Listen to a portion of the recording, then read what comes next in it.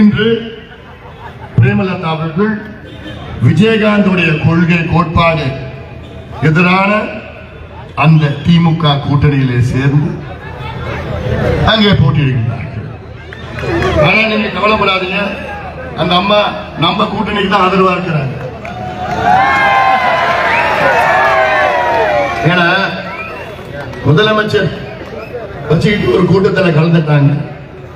முதலமைச்சர் வச்சுட்டு அந்த அம்மா பேசினாங்க, என்ன தமிழ்நாட்டில் என்ன பிரச்சனை இருக்குது, என்ன கஞ்சா விற்கிறாங்க, என்ன கள்ளச்சாராயம் விற்கிறாங்க, என்ன டாஸ்மாக் விற்கிறாங்க, என்ன பெண்களை பாலியல் வன்கொடுமை செய்யறாங்க, என்ன குழந்தைகளை கொலை செய்யறாங்க, என்ன குழந்தைகளை கெடுக்கிறாங்க, அவ்வளவுதான், வேற என்ன பிரச்சனை இருக்குன்னு பேசுறாங்க.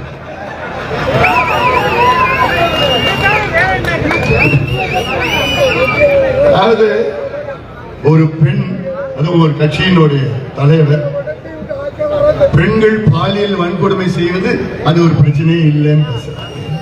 குழந்தைகளை கெடுத்து கொலை செய்வது அது ஒரு பிரச்சனையே இல்லையா, கள்ளச்சாராயம் வைக்கிறது அது பிரச்சனையே இல்லையா, உங்க பிள்ளைகளுக்கு கஞ்சா, காக்கேன், ஹெராயின், அபின், எல்எஸ்டி, ஃபென்டனைல், மித்தைல் அம்பிட்டமைன் போன்ற வெள்ளக்காரன் பயன்படுத்த அத்தனை போதையும் தமிழ்நாட்டில் உங்க பிள்ளைகளுக்கு பேர பிள்ளைகள் கொடுக்கிறது அது குற்றமே இல்லையா? அப்படியா? தெரியும், அந்த தேர்தலில் வச்சுக்க போறீங்க தெரியும். இதெல்லாம் நீங்கள் மனதில் எடுத்துக் கொள்ளுங்கள்.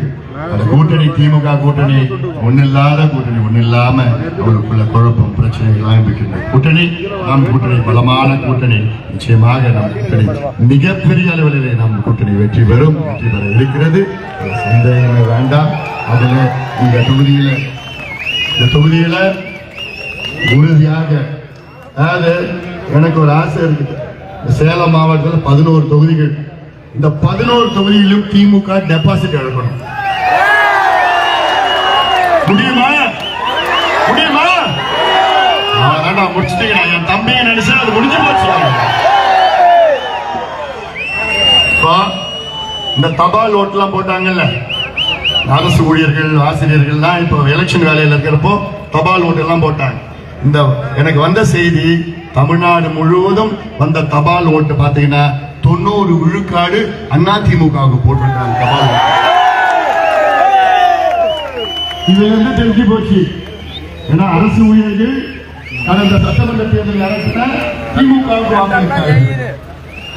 ஆனால் இந்த 5 ஆண்டு காலம் ஸ்டாலின் அவர்கள் அரசு ஊழியர்களுக்கு கோவிந்தா கோவிந்தா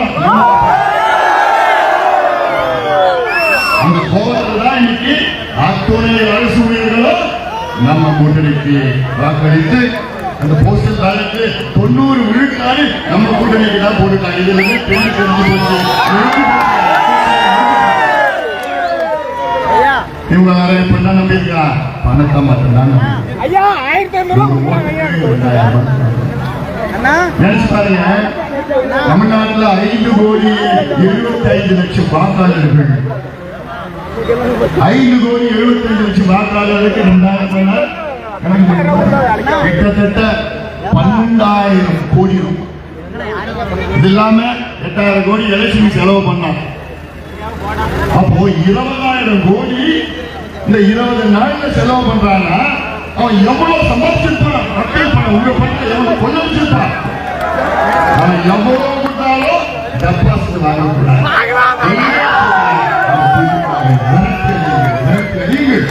இது அவசியமானது.